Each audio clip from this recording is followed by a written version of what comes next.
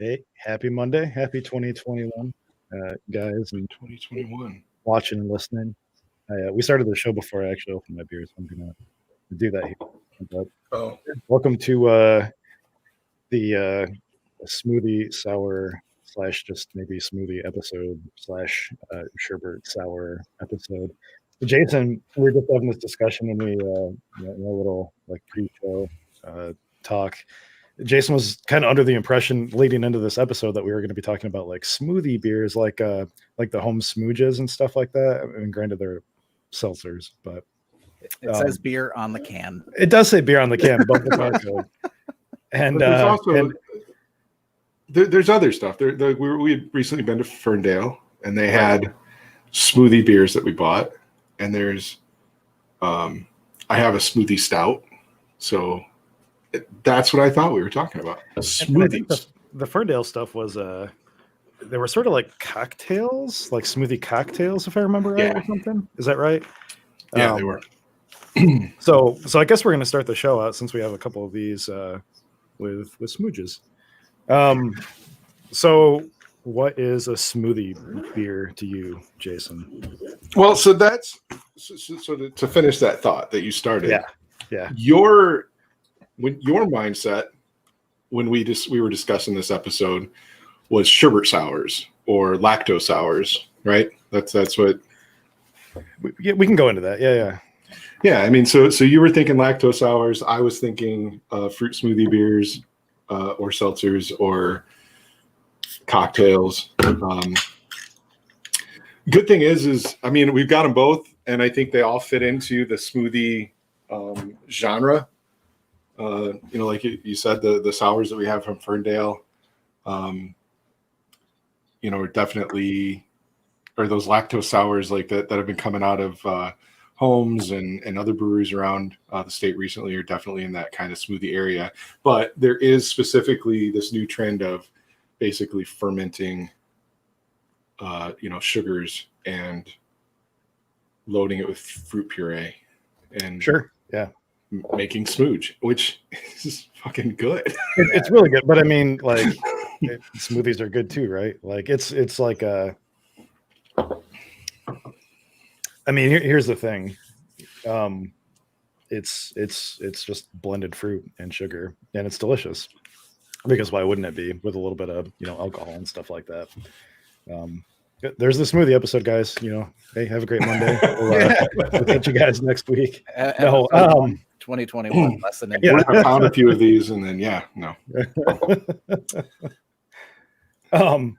but we'll kind of get to adding fruit to these later, and I think we have like a little piece of packaging like segment and stuff that we'll talk about.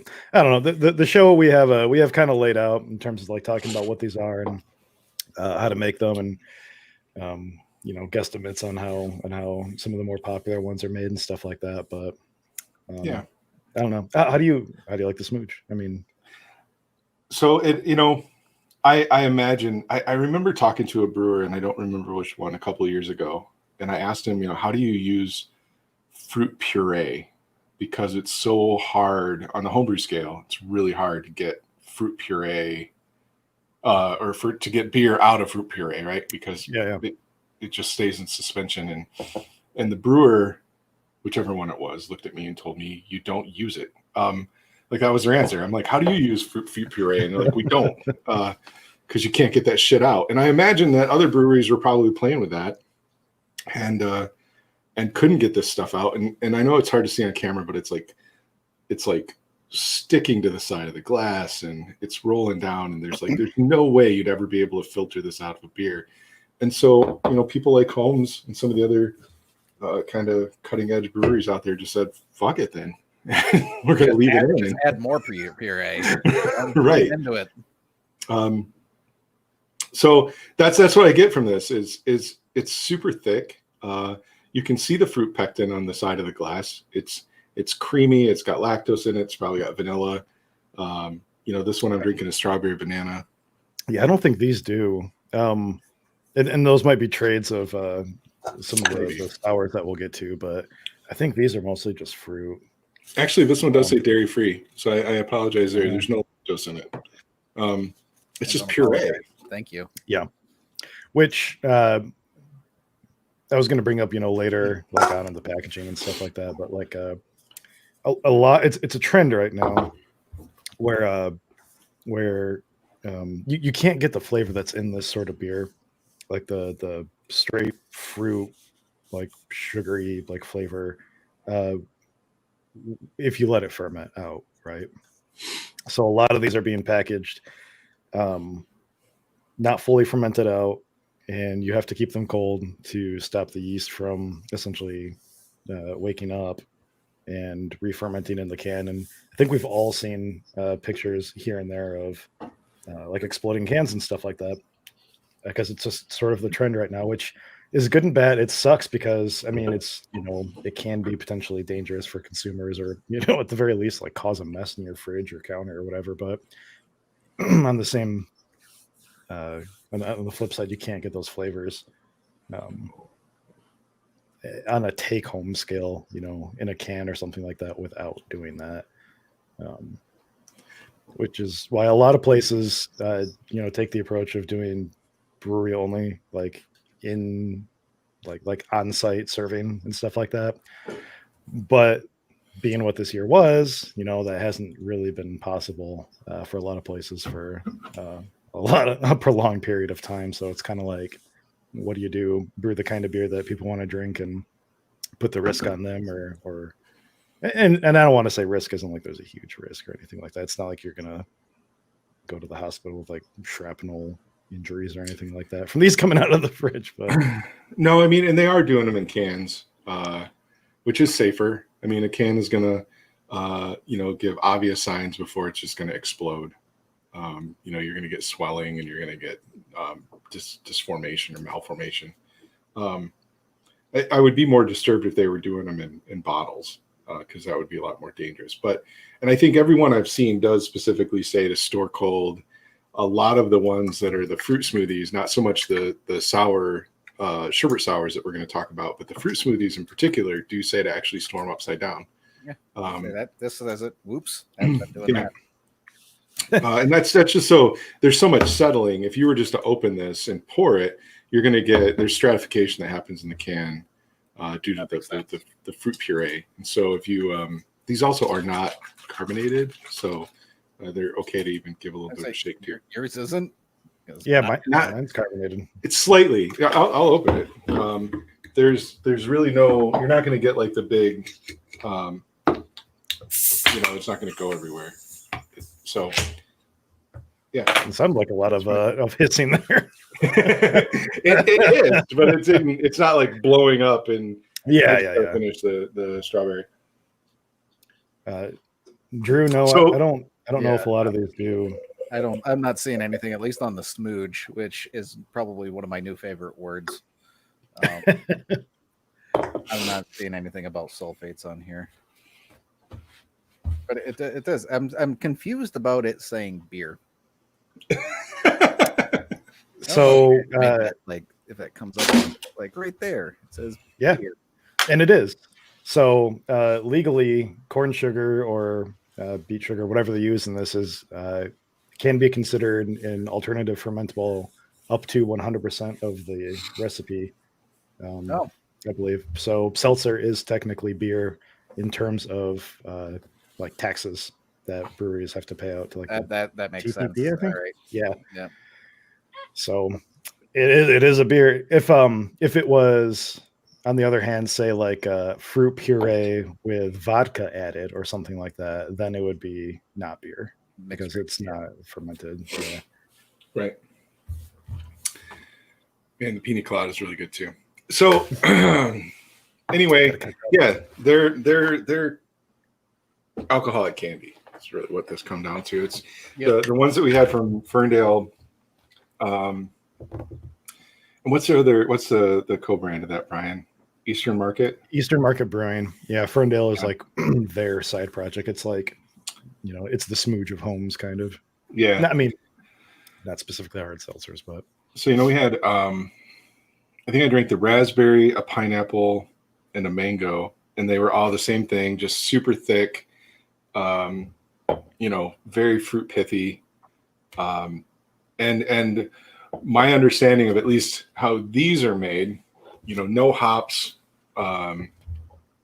This was basically, a seltzer base, a sugar base, fermented, and then just a ton of fruit puree mixed in. I believe these are about 5%. Yep, they are. Yep, that's what it says. Yeah, 5% alcohol.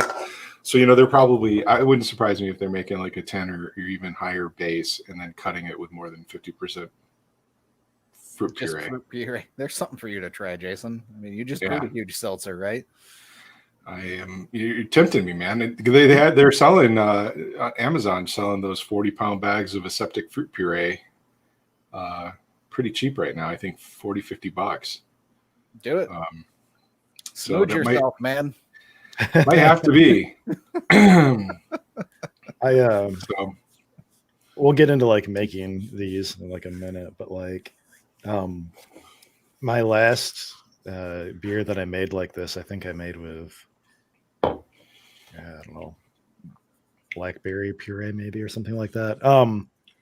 And I used 2 of those like larger Vintner's Harvest like puree cans. Those are like, and Vintner's Harvest is like they're a offshoot company of Oregon Fruits or something like that, I believe. Which is like a big 64-ounce cans provider. Yeah, something like that. Yeah, I used 2 of them right into the keg because I was feeling, particularly brave. And man, I got to tell you, I'm not doing that again. You know how you were just talking about like how do you get the fruit out of the beer and stuff like that. I had fucking clogging issues like in my taps and in my keg and stuff like that for like days before I finally like worked it all out. And the beer was delicious afterwards, but it was a huge pain in the ass. On the homebrew scale, I would be concerned about how to keep it, in suspension. I mean, I don't drink off of every tap every day, or I'm not pulling taps throughout the day, and I would almost think I'd have to like open my keezer or my kegerator and like shake the keg and then serve a beer, and that would just be a pain in the ass.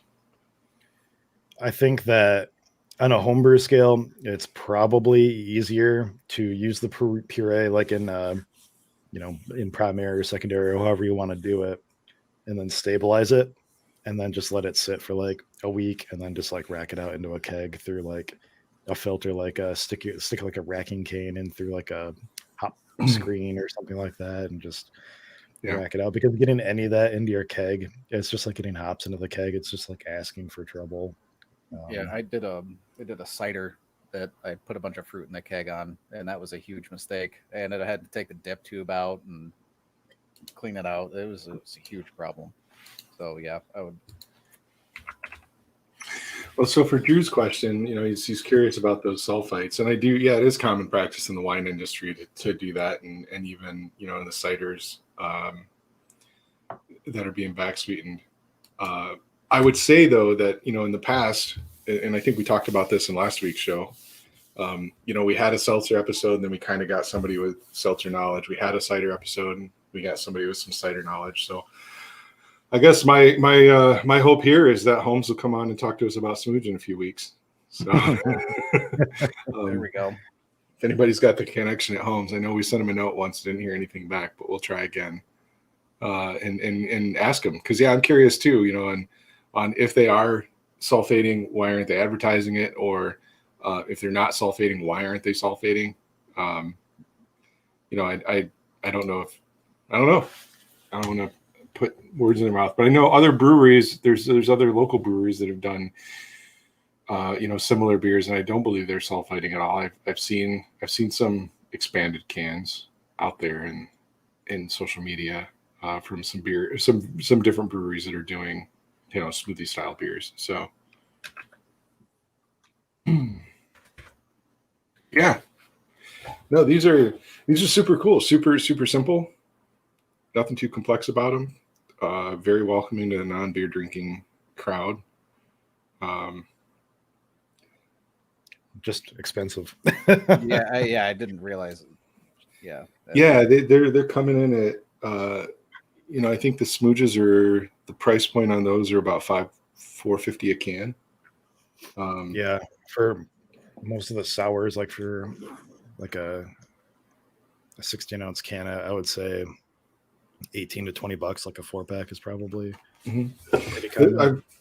I like to go out and buy a bunch of different beer when we do these shows, and I'm really, really hoping that we don't get through all of them tonight because I couldn't take it because I think I've got between the sherbet sours and the smoothie beers, I probably got 12. But even like I do have one stout. It is not a Michigan beer. It's hard to tell because of my lighting, but this is Untitled Art Triple Berry Hazelnut Smoothie Stout, and this one is a mixture of blueberry, raspberry, strawberry concentrate puree, and this one was $7 a can. So, and it's a 12-ounce can. So this stuff can be super expensive just because they're putting so much fruit in there. On the homebrewer side, I think the most expensive beers I ever made were usually my fruit beers. The pina colada has kind of a weird smell to it. I'm just getting ready. Tastes great, but yeah, it's that pineapple. It's definitely heavier on the pineapple, I think, in the nose. Yeah, the banana in the last one like helped out with like kind of this thick like mouthfeel, and this one has like quite a bit more. I guess you would call it head. Yeah, it's kind of. I say, mean, it's got head. It's probably like half puree, but it actually looks like a smoothie. I mean, it looks like a milkshake almost. So I think we've gone pretty far into the smoothie style beers, and I know we have a lot more knowledge. Brian in particular has a presentation that he's kind of put together around sherbet sours. He's done some write-ups on sherbet sours. And I think from the homebrewer side, sherbet sours and even some milkshake IPAs and things like that are more obtainable for us to brew, and still feels like we're drinking a beer. Yeah. Not that this again isn't fucking delicious, but yeah, it's on a homebrew scale. I think something like this is harder to pull off just because of the puree. But again, I mean, if you had something like a Vitamix, you could probably pull off something like this without too much hassle. A Vitamix would probably, I mean, basically like atomize like the puree into like, non-chunkiness. Is my most scientific term, I guess. But yeah, I think there's some like ninja blenders and stuff that can really liquefy stuff as well. So yeah, that might have to be something to play with.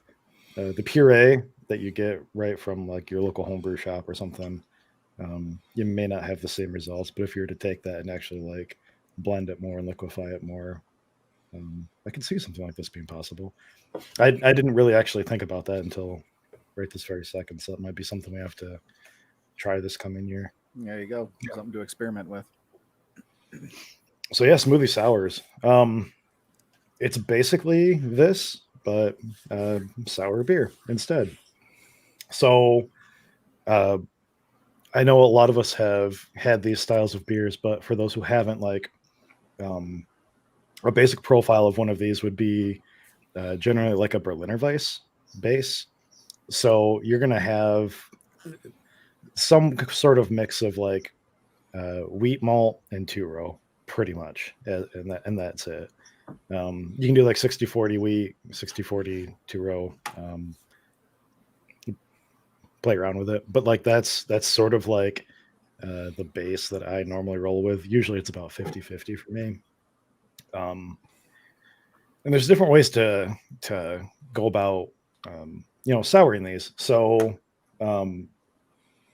that's basically what you want to accomplish first before you add any fruit into these or anything else like at all. you're targeting just like almost no IBUs because you're probably going to want to kettle sour it, and you're probably shooting for like 6% ABV. So those are kind of just like the base specs that you're trying to hit. I know Jason has some experience like making sour beer too. Have you ever used like a lot of fruit in your sours? So no, in my sour beer lines, I've used a lot of Fruit Loops. It's like almost the same. Yeah, no. So I tend to get in a rut, and it's a thing I've talked to some of my brewing friends is I brew a lot of my beers for competition, and I find that I get a beer that does well, and I brew it over and over and over and over and over again. So while I've got pretty extensive experience brewing sours, I haven't brewed very many sours because I got lucky and hit one that did well the first time. So and I've never done that with fruit. We have done No, you're fine. as a club. Feels heavy. We've done one that I forget what exactly we put in that. I know Was David that and I Iron used Brew? cranberry juice. No, I don't count the Iron Brew at all because that was just an abomination that shouldn't be talked about. No, we did a gang beer 2 years ago. It was a gang beer that we came in second. It was a okay, yeah. it was a Goza style. So it started out as just a regular kettle sour Berliner Weiss that we had put some various fruits in. I think we used David's gooseberries. Yeah, I'm losing it. Yeah, that's all right. But anyway, we did it. We had a lot of fruit juice in it, a lot of fruit concentrate, but no fruit puree. Okay. Turned out really well. I think we wound up adding some salt to it at the end. I might be mixing up some beers, but it was pretty decent. But no, my experience with sherbet sours is very, very minimal. I got into more of the milkshake IPAs. Have you done anything like this, Jordan? I can't recall. No, I've only ever Okay. done a single sour, and that was with Philly yeast. So, but it has me. Okay. Philly yeast was so easy to use. It has me wondering like how viable doing a sherbet or smoothie style sour would be with that. And it off the top of my head seems like it would work. I guess question for you, Brian, since this is your topic, do you see a difference between the name sherbet sour or smoothie sour? When these were first starting to get popular, like a couple years ago, I think that we saw sherbet probably more often than like smoothie. But like, if you Google it, you'll see probably about an equal number of like results. Like, it's all kind of the same thing. I would say smoothies, you'll find maybe more for like the smooch type of stuff that don't have additional like adjuncts and stuff, like vanilla or spices or something like that. And like the sherbet styles, maybe like I don't know. It's all marketing, kind of. I would say I've only ever Um, heard of it called sherbet, like sherbet Yeah. beer or sherbet sour. I mean, Holmes did a lot of the sherbet beers last year. There's a couple other breweries in Michigan that have canned specific sherbet beers. I think even locally here, we've got what Wax Wings have done some sherbet style beers. Presidential has sherbet. Presidential sherbet Hoover. Yep. So I but it's in that same. I would say it's in that 2020 fad. These really kind of came about in early 2020 and kind of grew, I think, into smoothies. I think, kind of pulling away from the sours. The same thing as milkshake IPAs. I mean, if you go back to 2019, I remember those. Yeah. 2019, we were getting into what was that? Would you say that was the year of the brute? Everything was brute style, or no, maybe that was 2018. 2019 was probably year of the Vike. Yeah. And so I just feel like this was 2020s, which it's sad because 2020 was such a shit year. But I mean, sherbet sours are great, or they can be great. Smoothies have their place. I mean, these are good. I'm not going to turn my nose up at them like I am going to be, or a lot of these pastry stouts and shit that came out last year too. In fact, I want to say that one of your favorite beers this year was a Trillium. Sherbet sour. That twice the daily. I have one can of that. Yeah. I think I've got one can of that left, and then hands down, best beer I had this year. What was the name of it? It's called Twice Your Daily Servings, and they do so. Trillium out of Boston does various versions of it. So they'll have twice your daily servings of, blueberry or mango or whatever. And the one I had was raspberry. And it's honestly pouring a glass of slightly tart raspberry puree. It's just so rich and deep and dark, and it's not it's not like bright at the same time. No, it's super smooth. It doesn't leave like that residue on the glass, like a lot of these do. The puree. Yeah, super cloudy. Yeah. No. Twice your daily. So before COVID, I don't want them to come in and twice the daily. Brian, I don't know if you're pina colada smooge. I could eat the head of this with a spoon. Like, it is not going. That's what I'm saying. It's more like a meringue on top or something. Yeah. Twice the daily serving. This one's obviously raspberry. I took a socially distanced road trip when COVID was supposed to be going away. Went out to Boston, sat in downtown Boston drinking this, and had a spiritual moment. So.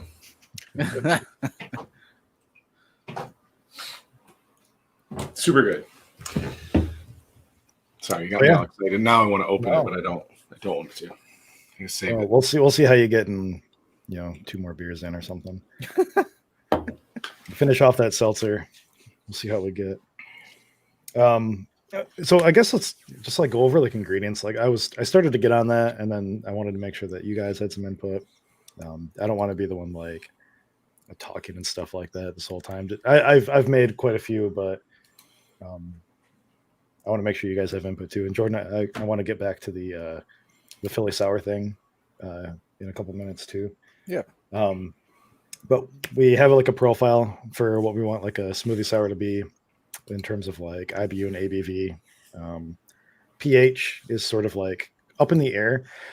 3.2-ish is pretty normal, I would say. Just kind of a bitey sort of tartness. But you sort of have to take fruit into account too. If you're using blackcurrant puree, which is already super tart, you might want to target a little bit of a higher pH, understanding that the blackcurrant might drop the pH a little bit, or at least have it be a little bit more perceptibly tart.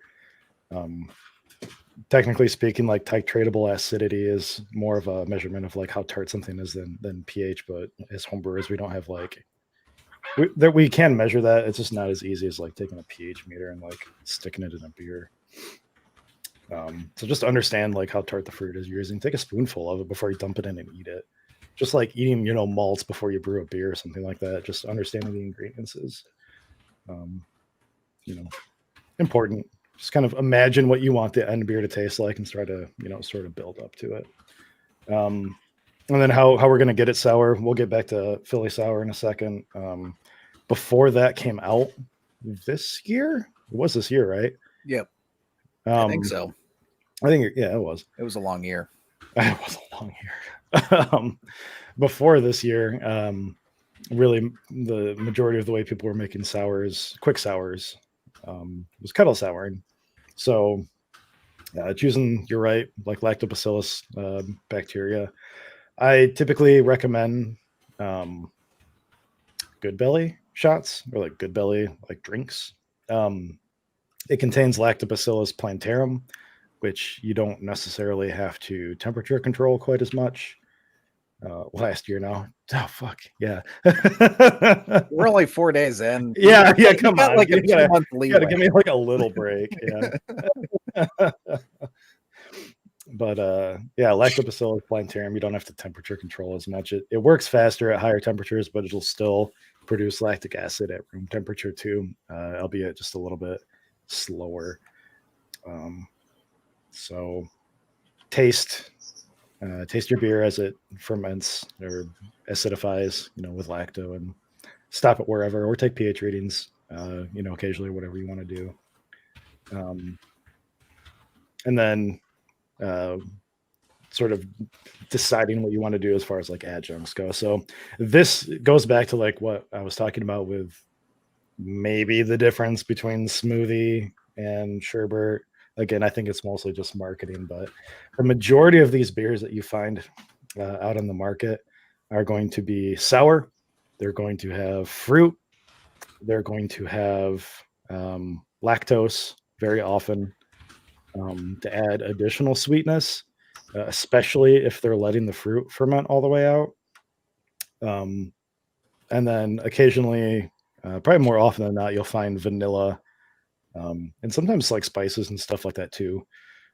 Some breweries are starting to get a little bit out there with, trying things like, ginger and cinnamon and stuff, and even like cacao nibs or,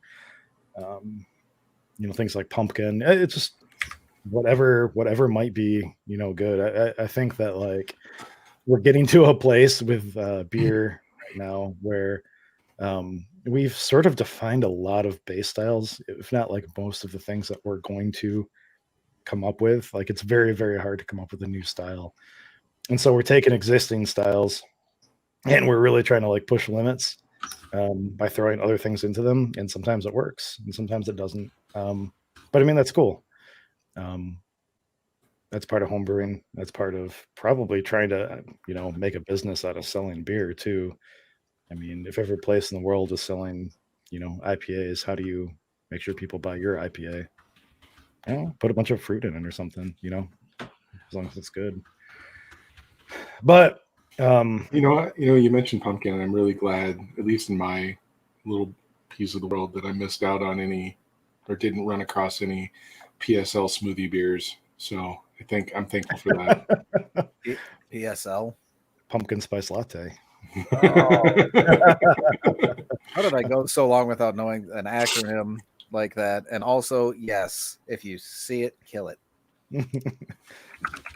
Jordan absolutely loves pumpkin. So, for Christmas next year, for his birthday or something, make sure to have plenty of pumpkin pies, pumpkin beer, pumpkin spice lattes. Inundate me with pumpkin spice everything. Yeah. Make the most basic. It is like a meringue. Sorry to interrupt, but like I know, right? No interrupting. Like it's I had a like, feeling I might like seriously, it's just like it sticks to you. Look at that, yeah. That's weird. How's it taste though? It's not bad. I mean, it tastes just like the tastes just like the smoothie. It's just fluffy, cloud-like.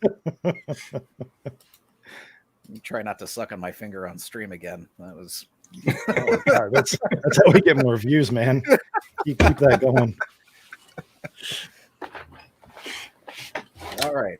Sorry to derail it. I'm looking at the thing here, and I see Brian's got this nice like laid out thing for us to work through, and I like a bad partner didn't look at it until like just as we were streaming. I see you had a thing on here for Philly Sour, so I brought that up just off the old brain box. Well, no, Brian did this because he said he would put together a presentation for the next Keepers meeting. So, oh, okay.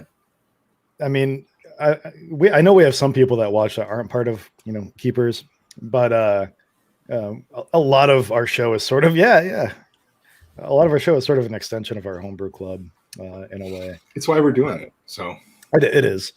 In a way, I'm using the show to sort of springboard ideas for a presentation I'm going to be doing on Sunday for the club. But I mean, I like talking about this stuff, and I think that these styles of beers are very, very delicious. It's I don't want to say they're like overhyped right now or anything like that. I think that anything that gets people into drinking beer is great. Be it fruit or sugar, seltzer. I don't know. I think there's a lot of it's just a new gateway. I think when we were starting to drink beer, Jason, like I first started drinking alcohol by, drinking smeared off ice and stuff like that. And, slowly Yeah, you would go out to the bar and your friend would be drinking something and you'd say, oh, what's that? And you actually like it. And, it's things kind of go on. it's the same thing. I think we talked about it with Ed back on the ArcLight show, and I think even the Losies on the presidential show. Both of those breweries offer shandy beers. You're not gonna start your beer drinking life or experience, grabbing some super dank bitter IPA, going, holy shit, this is for me. I mean, there may be a few of those people out there. But that's like an extreme end of the spectrum, right? So to have like a shandy beer that you can start blending, some soda with some pale ales, or having these seltzers, it gets you out to a brewery. It gets you trying these things. It gets you looking at craft beer shelves. Maybe you move from this into a soft parade, or I was drinking so many of those when I was like 21. Yeah. Right. And then from there you're easing your way into like some all days, and next thing you know, you're a craft beer drinker. And I've talked to people that have done that. So it is, and yeah, April, Milwaukee's best is it actually is a good gateway. It was my choice, but High Life was my choice too. Actually, I tossed it up. I think in my memories, I think my brain scrambled. I'll either at one point I may tell you High Life was my gateway, or MGD. Both of them are Miller products, but I can't remember which one was which. I prefer, if I can't get hams these days, hams. So, ham's what I buy. Who has a case of ham sitting next to their desk? If I can't get hams, I'm going to go for High Life for sure. Back when the union was around in town here, they used to have college nights, and they would have $1 MGD 64 bottles, and those were good nights. Yeah, I mean, I remember growing up thinking Budweiser was this big, super crazy, heavy beer, and now it's like it's the palest of pale ales. That's how I used to think of Guinness, right? Like it's dark and you're drinking it and you're like, man, this thing's chewy. And then you go and have one now and it's like, this is a delicious beer, but I never realized how like thin this was. And it makes it like really drinkable. It's just, it's like just the way that you think about things as you, I don't know, not grow up, but just kind of, gain more experience with like different styles and stuff like that. But yeah. I'm trying to rinse out this glass from this pineapple smoothie. Yeah, that's when I was on. I'm not even gonna bother. Do. Well, I didn't bring much glassware up with me. Which small segue there, since she's watching April. Who answered April's question? So April was one of the first people to message us on Michigan Homebrews. Thank you for that. She asked us if we were going to do a glassware episode. And it's funny because what was it, Jordan? Like back in October, November, you were like, let's do a glassware episode. Oh, yeah, sure. Yeah. You don't remember? No. I think we talked about it, and it's like I had just thrown away all my glassware. Oh, okay. This was on text. This wasn't on stream. I'm thinking like on text. Yeah. And then April came up and said, "Why don't we do a glassware episode?" And I think I was going to answer. I saw Brian answered her. So thanks for that, April. We appreciate it. We're going to work it into, I think, kind of like a hybrid episode to talk about a few different things, glassware, some of the other things you mentioned, actually, what temperatures do you drink beer at, what beer should be drank at what temperatures, and maybe even some beer pairing things, and some things about different beer styles in general. So that episode will be coming up soon. So appreciate it.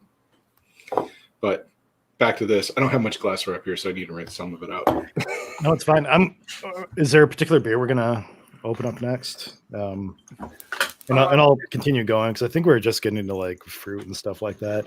And I know I'm kind of bouncing all over the place. I just kind of want to lay out the basics of like what we're going to use like in this beer, and then I'll kind of walk through like putting it all together and like what a typical like brew for smoothie sour looks like. You guys are gonna have to describe the beer you drink because all I have is these seltzers. I will say though, this Untitled Art one that you dropped off to me, Jason, off screen, pretty good.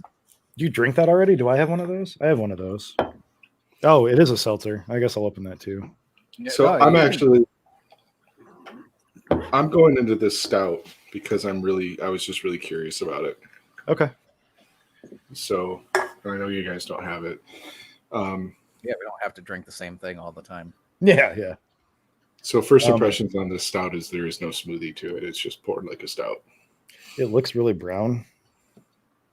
Like stouts. I'm really judgmental about stouts when they're like brown instead of black. I know I shouldn't be, and it's still considered appropriate, but it makes it look turbid and gross to me. It looks like very dirty brown water. It's not black. It's not, like good stouts are almost ruby. They're black and I've done this with David Jones. We put a flashlight through it, and you get this like nice ruby glow. I do that with all my stouts. It's one of the first things when it comes out of the fermenters. Take a look at it. Oh yeah, that's opaque. Look at that. It's very opaque. The light's not coming through at all, but it is very chocolate, milk chocolate. The thing is like overflowing. How did you open the same thing I have? It looks like a Brett fermentation. It's like I didn't get any of that. Like, I might have poured a little hard.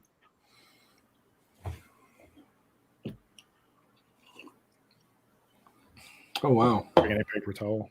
It's okay. Jordan, is it the tropical smoothie seltzer that you have? Yep. That thing's delicious too. It's a little like darker in color than what we were just drinking, but it's a little lighter too. I don't think it's leaving quite the like residue on the sides of the glasses. It's definitely not like not as much stuff. I got a paper towel. You're dropped. So where were we in the sherbet sours? We're at fruit. So we talked about adjuncts like lactose, vanilla, spices, and stuff like that, and then fruit for 5 gallons of smoothie. 1 to 2 cans of that puree is probably enough. So what do we say? Those are 40-ounce cans, 48-ounce cans, something like that. I think those specific ones were. I said 64, but now I'm looking them up, and I think they're 42. So, I would recommend probably puree over whole fruit for these, simply because you're pretty much going to want to mix it in, and then essentially on a homebrew scale. I would recommend adding sorbates and sulfites to like halt fermentation. That's just my personal preference, mostly because I like to let the fruit sit for a couple days and then put it into my keg. Again, I have added it right to the keg before, not stabilized it at all. But that's a huge pain in the ass, and like it clogged all of my stuff up. So, the goal really is to get all the flavor from the fruit, get all the sugar. Probably not let any of it ferment out for this particular style. There are beers with fruit added that I would say let it ferment, all the way up, because you don't want that additional sugar and stuff like that. But for these, you want to taste like the punch you in the face like fruit that you put in there. So yeah. Stabilize, and then understand too that when you add all of this puree that you're going to get losses probably. I would say for like every can of, puree that you put in, expect to lose, half a can's worth of beer or something like that, just to like the puree that's eventually going to like settle out to the bottom and stuff. My experience has been like I usually get like maybe 4 gallons of beer off of like a 5.5 gallon batch or something, adding like about 2 cans worth of puree in. So I try to build bigger batches, you know. Yeah, I do. So I do a lot of fruit beers. I haven't done many soured fruit beers, but when I'm adding the fruit puree or fresh fruit, I always try to target a 6 gallon batch, knowing that I'm going to get a 4.5 gallon keg. Perfect. Yeah. You just lose so much with fruit, and whether you're using seeded or seedless or puree or whole fruit, it just takes up so much of that pectin, absorbs and holds on to a lot of liquid and swells. So if you can, and if you have the fermentation vessels to do it on the homebrew scale, I would scale it up to a 6 or even a 6.5 gallon batch. Cool. So yeah, that's fruit. So those are all the ingredients basically that go into making a smoothie style sour. So the goal then is to just basically like put it all together. And if anybody's brewed a kettle sour before, it's not so much different than brewing just like some people call them like quick sour Berliner Weisses or something like that. But what I like to do is I like to do like a 50-50 blend then of wheat, malted wheat, and 2-row, and do a like an hour-long mash or something like that. Get it into my kettle, add probably like a half container of get it in my kettle, bring it up to a quick boil. I usually bring it just like right up to 12 and then cool it down. Some people bring it up to like 180 and then cool it down. The goal is basically just to pasteurize the wort, just to make sure you get all like the things that could be nasty in there all nice and dead. Bring it back down to like 100 degrees and then add your lacto. Some people use lactobacillus pills or tablets. You can use Good Belly, like I said. Some people tend to keep the beer at 100 degrees Fahrenheit, since lactobacillus, pretty much all the strains like that temperature, and they will work fast at that temperature. If you're using plantarum, doesn't matter a whole lot. You can be a little bit more lazy with it, but it might take a little bit longer. Sometimes 36 to 48 hours to get down to like a reasonable pH, which I would consider like 3.2 ish to 3.4. Once you have it down to that pH, a couple days later, again, and this is kind of the annoying part of making these beers, is that it's a multi-part brew day.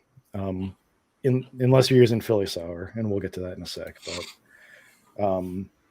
you are going to bring it back up to a boil. And then depending on what you want to do, you can add in a little bit of hops. You probably want to stick with under 10 IBUs. You don't have to use hops at all. In the case of these beers, hops are probably more of just like a stabilizing agent than anything else. They're antimicrobial, so they might help stave off other weird infections or something like that. But a lot of people just don't use hops in these beers at all. So basically, you bring it back up to a boil, and that kills off the lactobacillus. And then boil it for however long you feel comfortable, and then chill it back down again. And at that point, you have a stable, tart base to ferment your beer. So if you're doing a traditional kettle sour, then at this point, you're going to want to use some sort of like clean yeast, probably. Here's where it branches off a little bit too. Also, I guess after it's done fermenting after it's done souring and you bring it back up to the boil, you can add lactose at that point too. just to add that extra sweetness, knowing that you're going to want that later on for the fruit. Lactose in a lot of these styles is, I see a lot of people only use 1 pound, and I would say for a 5 gallon batch, maybe even like 2 pounds is more appropriate. Like you're gonna get that extra. I don't know. For me, lactose has a very particular taste to it that I think blends well with tartness. Um, some people say it lends body, and some people say they don't get a lot of sweetness from it. And even if that's not true, either of those, I still think that there's a particular flavor. Excuse me, that is lended to the beer from lactose. Do you guys get like a lactose flavor? Like when you have a lot of it in your beer, like It's creamy. It's creamy. It's almost like and they used to do a lot more recipe design. I would almost treat it as like a vanilla. You do enough lactose, you're gonna get this like vanilla creaminess out of it. It does add mouthfeel. Anybody that says they're not getting sweetness off of it, I would say either the beer didn't have any in it or you're crazy. Because I mean, it in and of itself is a non-fermentable sugar, and it's sweet. So, I mean, you do have to note that, it is lactose. So if you're lactose intolerant, it is considered an allergen, I guess. yeah. So if you do make a lactose beer, you do make a lactose sherbet sour, please tell everybody that that there's lactose in it. But yeah, no, there's a flavor for sure. It's and there's sweetness. And I agree on a sherbet sour, to get that balance, to get that, if you're going with a really good tart, low pH kettle sour, you're gonna want that sweetness to balance out, that sour punch. It's the same philosophy as sour candy, like Sour Patch Kid or whatever. Sour candy, yeah.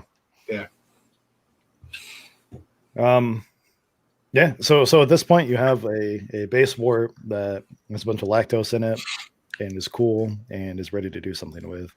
And so you can really branch out 3 ways here. The most common way is to use a clean fermenting yeast like US-05 or 001, something just like, a clean American like Chico strain. And just ferment it out. Let it fully ferment out, give it like a week, 10 days, probably it'll be ready to, go on to the next step. The second way that is more new is to use Philly sour yeast, like Jordan mentioned earlier, which is a Lachansia species yeast, which is relatively new in terms of like brewing. There have been some strains that have been around for a few years, but Philly sour, I think, is the first like homebrew pitchable that's been made by at least the big yeast manufacturers. So Philly sour is a specific brand name by Lavaland Brewings, just to throw that out there. So if people are looking for it, Lamaland, yeah. Lamaland Brewing makes Philly sour, Lachansia yeast blend, or sorry, not blend. Just it is what it is. So it's a yeast that can consume the sugars that we have in our wort, primarily like maltose and stuff like that, glucose, and can make ethanol, but also produces lactic acid, which normal brewers use, like Saccharomyces, Brettanomyces, don't do. So people have been experimenting with using Lachansia to do these sours. And in the case of Lachansia, I should probably backtrack a second, because if you're using Philly sour, you're not going to want to pre-sour the wort. You pitch that right after you're done chilling it. There is no kettle souring phase, so you basically brew it like you're brewing a normal beer and pitch that stuff. And it's going to produce lactic acid all on its own, like the lactobacillus would in the kettle souring phase. The thing here with using Philly sour is that unlike using lactobacillus, the pH is a little bit harder to predict and control with Lachansia. When you pitch it, you take what you get, basically. You can add lactic acid in the bag, and there's ways to control it and force it to produce more lactic acid. But you're not. What's that? What's up, Jason? No, I was just going to say, with doing a yogurt culture or a pure lactoculture into a kettle sour, you can take daily tests and you can see when it hits X temperature, or I'm sorry, X pH, and then you can boil the shit out of that and kill it.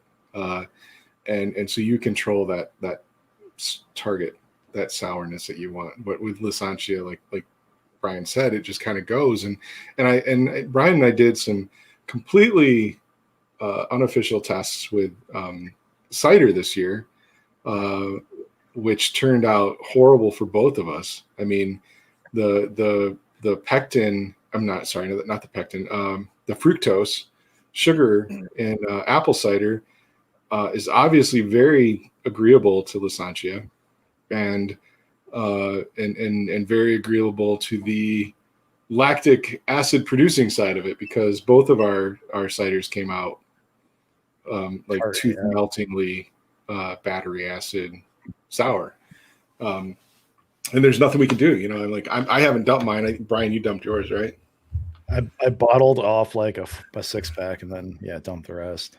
Yeah, because I'm trying to think of what I can do to combat it. But no, I mean this yeast is going to do, because it's an all-in-one yeast, it's going to do what it's going to do. So depending on the sugars that you have, like at this point, I would say I would highly recommend probably not doing it for a seltzer. Not knowing what it's going to do with just pure dextrose, I would do maybe a test or wait a few months and let somebody else try it.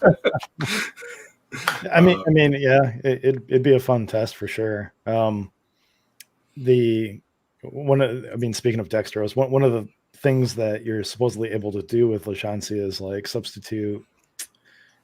I don't know if Brandon's in chat. Yeah, he'll have to correct me here. It's either 2% or 5% of your malt bill for glucose, which is dextrose, corn sugar, and it supposedly helps lower the pH by as much as like a couple points.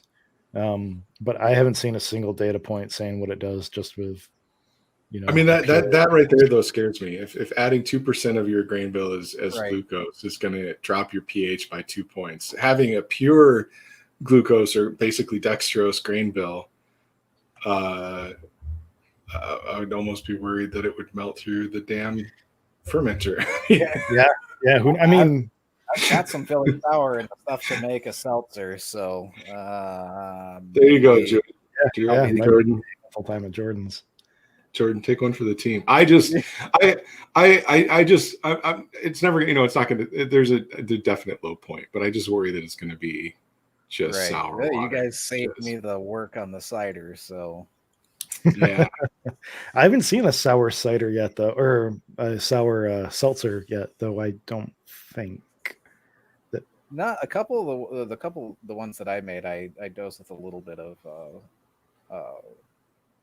is it lactic acid? I want to say, just to lower the pH a smidge. Yeah. But yeah, no, brewing with it, that might be. I have to back sweeten it with something. I don't know. We'll find out. Maybe I'll do it. Oh, there you go. I mean, that could drop down. It could just be. I don't know, Jason. You got like 15 pounds of sugar I can borrow off of you. I can't find it anywhere. Amazon, man. That's where I bought the stuff that I had.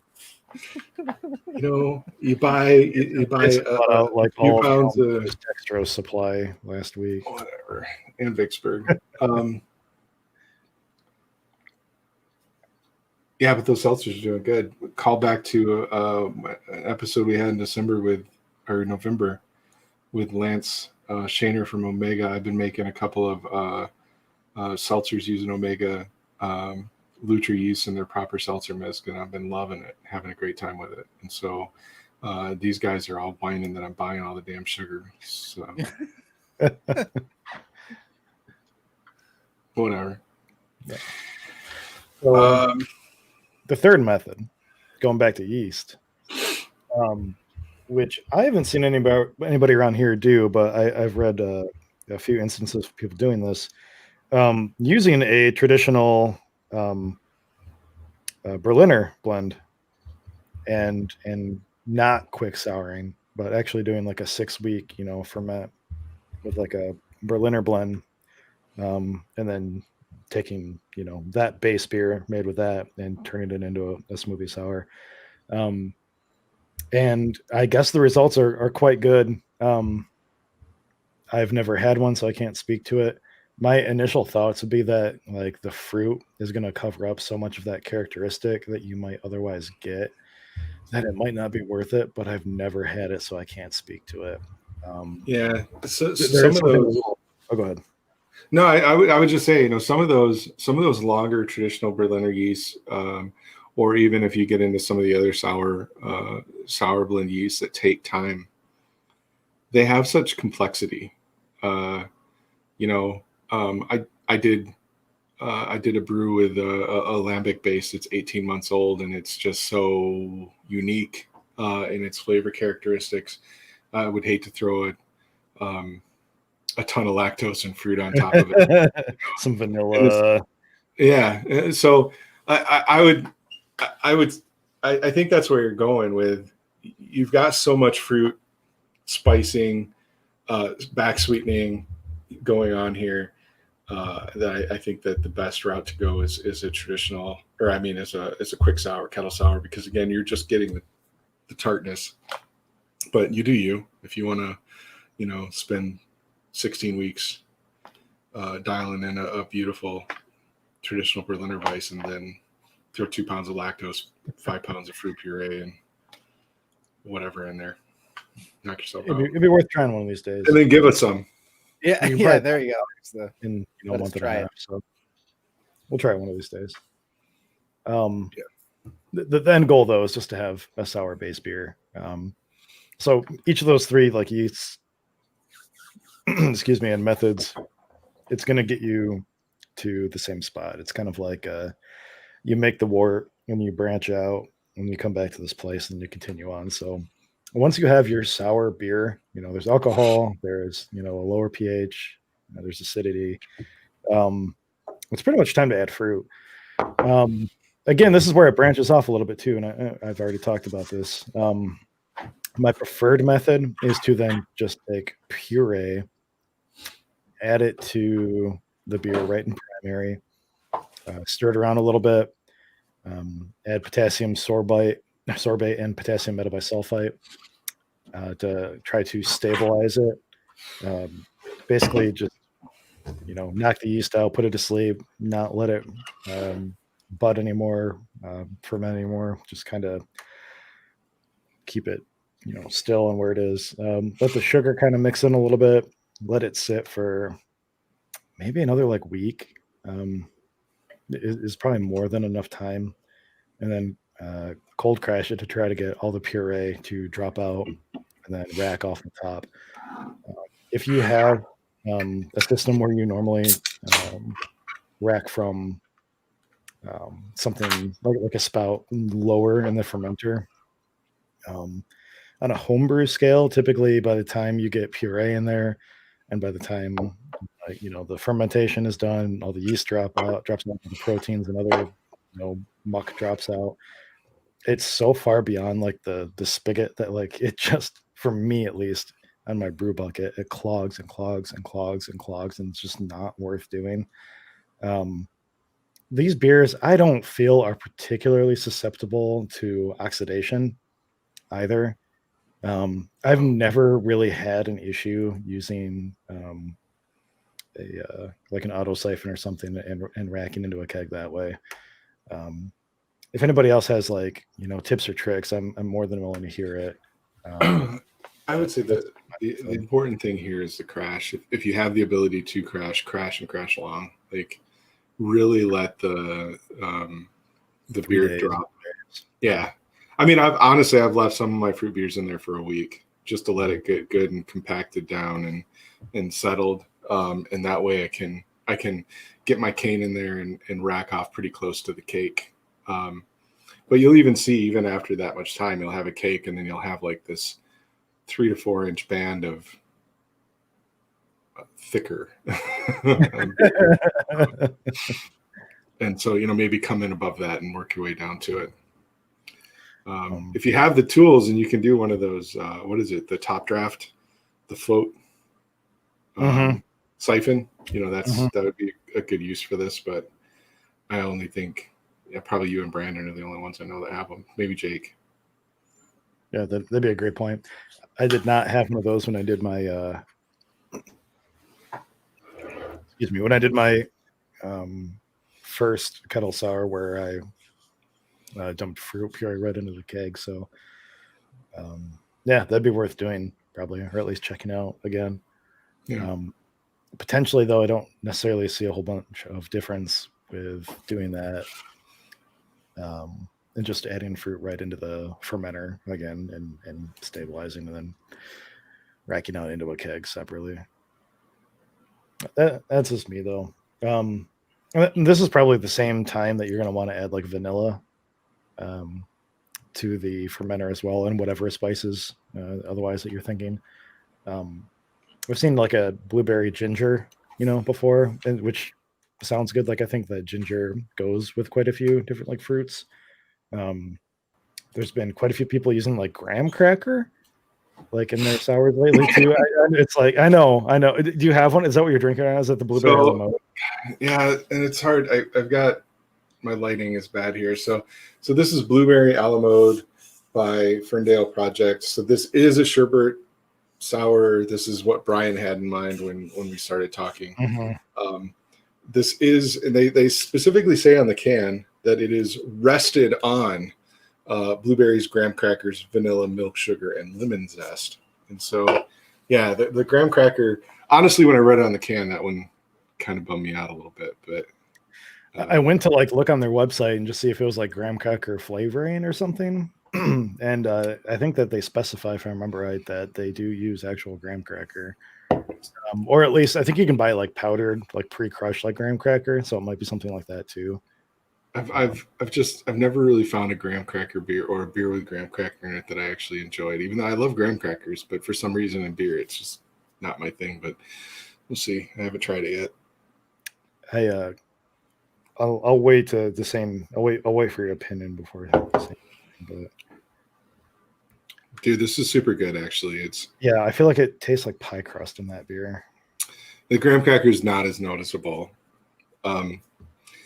There's another brewery that I told Brian about. I'm not going to throw names out, but we had a beer that had a bunch of stuff in it. And one of them was like graham cracker, and it was like a super disappointing. I had to dump it because like that's all I got out of it was this really fake graham cracker flavor. Interesting. And I've had the same thing, like if we get into other breweries in Michigan that have done, s'more stouts or, basically s'more stouts. I feel like the graham cracker comes off fakey and kind of overwhelms. But this is big blueberry. The vanilla is there, and the graham crackers are kind of underlying or afterthought on this. It's good. Yeah, I've been a big fan of those. Can't tell the color. Super pretty color. There's some that are hit and miss for me. I think that one of the big issues with these types of beers is that it's possible to get too acidic, to the point where it almost tastes a little butyric. And by butyric, I sort of mean that biley sort of flavor that you can get sometimes when you have like heartburn, you burp wrong, it just kind of comes up a little bit. Sometimes they're just too tart and they have that sort of flavor for me. And that might be a fermentation issue. It might be just like an acidity thing, along with like the ingredients that you use. Passion fruit gives me that taste almost always. I'm pretty sure I've yet to find like a sour beer with passion fruit that really agrees with me. So fruit choice, can be really important there. Don't use passion fruit. I won't drink your beer. It's funny. I feel the same way. Like I just don't like passion fruit beers. I think passion fruit on its own has that butyric sour to it. I think, or that barley sour flavor, and I know there's people in the club that love passion fruit and dig it. That's the flavor that puts me off. I think it's like, hey, I'm this cool sweet fruit with this really shitty sour. Mm-hmm. So totally agree. Let the hate come in. David, when he watches this, he'll bitch about it, I'm sure. So, get your fruit in there, let it sit, stabilize it is my recommendation. Understand that you're going to get losses, put it into a keg and keg it. Serve it really carbonated. Let it go. I don't know if I necessarily have any recommendations for bottling these. If you're going to stabilize, you're going to have an awful lot of issues bottling. And if you don't stabilize, you're going to have bottle bombs. So, say that again. If you stabilize, you should not have any issues bottling it. You won't get any carbonation. Any carbonation if you stabilize. So, okay. It's like back sweetening a cider. So if you stabilize the yeast, it's not going to carbonate the fruit or the additional sugar. No, yeah. If you do this, if you're doing this on a bottle conditioning, yeah, absolutely. I'm sorry. Yeah, absolutely. If you're going to stabilize, it blows out bottle conditioning. So if that's how you carbonate all of your beer, then you should probably not stabilize. You can. I don't want to make this recommendation because I've done it, but it's dangerous. You take your same steps for bottle conditioning, and you just basically time it to the best of your ability. You can pour some in like a Mountain Dew bottle and like squeeze the bottle and test how tight it's getting to gauge how much carbonation and pressure is inside the bottle. And then you can essentially cook the bottles in 140 150 degree water for like 10-15 minutes to kill off the yeast. But it's dangerous, right? Like you're taking already pressurized beer, and you're adding more pressure because all the CO2 is coming out of the solution. Yeah. So I've done this with a cider before, back when I didn't have a kegging set up, and it was the most like stressful experience I've like ever had. Like I was wearing like safety goggles and like a scarf over my neck. And look, guys, if you're this far along where you're doing these crazy fruited sours, God damn it, I hope you own a keg and a can of CO2. So just force carb and move on. And if you don't, if you're going to drop 100, literally these beers are going to cost you 100 plus probably to make, or at least, I would say at least $100. 80 to 100. So if you're going to do that, then go drop $100 on a keg and a CO2 tank, and force carb this shit and be safe. There you go. Yeah, there you go. Yeah, if you're buying a couple of cans of puree or like a ton of fruit, absolutely. Yeah. I've been my non-kettle sour like sours. I think about 10 pounds of fruit has been a really good sweet spot for me lately. For like 6 weeks. I've been doing 10 pounds of fruit on my 5-gallon batches for a long time. Cool. And you've won a lot of awards on those, so I guess I'm doing something right. 10 pounds is good. I haven't done much, like I said, much of the puree stuff. So I don't know the conversion there, but if I believe in fresh fruit, fresh raspberries or frozen, frozen fruit. So 10 pounds. For sure. I think that's about it as far as like the brewing it goes. We've covered like ingredients and how to make it and stuff like that. I don't really have anything else to say on the particular style that I don't think we've covered yet. No, I think it's a great style. If you haven't checked them out, check them out. I don't know if it's necessarily something that you can enter into a competition. And in April, we see your comment. Definitely get to that in a sec. I don't know where it fits. I mean, there's specialty beers. It's definitely going to be in that specialty category. Fruited people have been doing fruited sours for hundreds of years. I mean, there's fruited lambics and things like that. They get out there. The difference is the what we've done in 2020 at least is started adding all the spices, flavorings, and lactose in it, right? Yeah. And the changes there. So, I mean, I don't think it'll do. I don't think it would do well in a best of show. I mean, you're gonna, if you're going to a BJCP competition and you enter this in the specialty category, it might do well there. But when it gets lined up with, the best IPA and the best stout and the best lager, I think that's style. right. I think that's where, the beer judges are going to lie. That said, I mean, I've done really well with a base sour, a Berliner Weiss, and I've had my ass fucking handed to me by fruited sours. Yeah. Out of a 50-point beer judging is done on a 50-point scale, and I've scored, 44 points at national final table, and I didn't even place. I didn't even get honorable mention. And then when you look at the winners, they were all fruited sours. So I think you can do well with them, but I don't think you're going to win a best of show. But I haven't won a best of show yet either. So yeah. Okay. But to get to April's question about the difference between a fruit beer and a sour besides the pH. So fruit beer, it depends on what you mean. Like if you're going by like BJCP standards, it's very broad range because a fruit beer can be any beer style with fruit. Fruited stout, fruited wee heavy, fruited Berliner Weiss.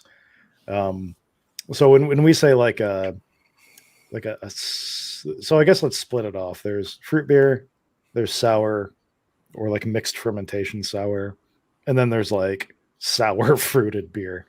And even then it can break off more. Go ahead, Jason. Well, I was going to say the difference here where I said like these are more specialty than fruit and fruited sour beers.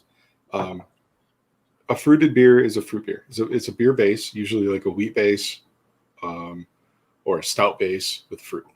A fruited sour is going to be that, like Brian just said, a fruited sour. It's going to be that sour base, that Berliner Weiss base, that lambic base with fruit. What gets weird here with these sherbets, anyway, is the spices, the flavorings, the vanilla, the lactose.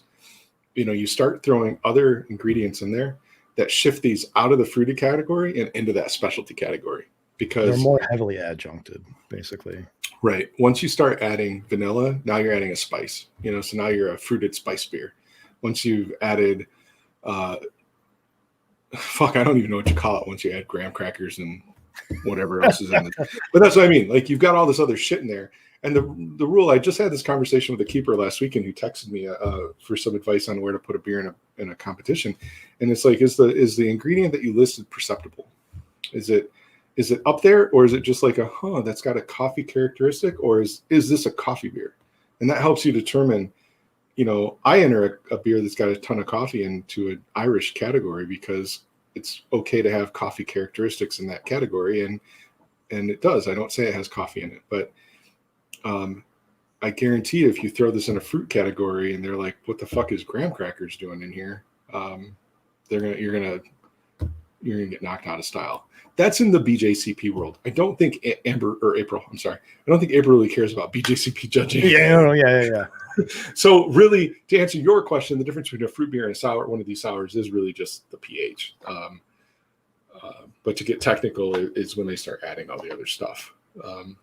For a home brewer in a competition, I think it separates it into a specialty category. That's my bet. Does that make sense? Yeah. Hopefully. But yeah, either a fruited sour. So some good fruit beers. Let's see, what are some good fruit beers out there? Rubaeus, great raspberry wheat. Yep. super strong raspberry flavor. Shorts, Soft parade. soft parade. Soft parades, multi-berry, mixed berry, pale ale. Yeah. So I mean, those are some good fruit beers. Dark Horse has some. What's the raspberry one? The raspberry ale. That wasn't the one I was going to list because I actually Oh. think the raspberry is really light in that. Their blood orange one was the one that was coming to mind. Yeah. There's that IPA that came out, the grapefruit one that everybody was kind of. Oh, is it Parents? Maybe. Parents has a. No, I think was it Ballast Point? If it wasn't Michigan, then was it the no, grapefruit Ballast Sculpin Point has a. whatever? Yep. Oh, Sculpin. Yeah, those are good. So yeah, I mean, so those are just good fruit beers. A traditional beer style, either IPA or pale ale or wheat ale. Loaded with fruit. Great fruit beers. Your fruited sours are going to be, local here in Kalamazoo would be like some of Bell's, raspberry wild ale. Honestly, I don't know why these didn't pop in my head. Arclight. Oh yeah. All of Arclight sour smiths. So raspberry, mango, pear, in a super, interesting lambic base. Adds one of those. So what I said earlier, why would you put a ton of fruit on something that you aged for a year? Because Arclight makes $1 million with it, so they do it. Speciation, absolutely. Yeah. Speciation does a lot of fruited sours, really cool fruited sours. What the difference between those fruited sours and these sherbet sours are going to be all like what Brian said: the lactose, the vanilla, the spices, It's more the quick souring method versus speciations, mixed fermentation cultures and aging and stuff like that.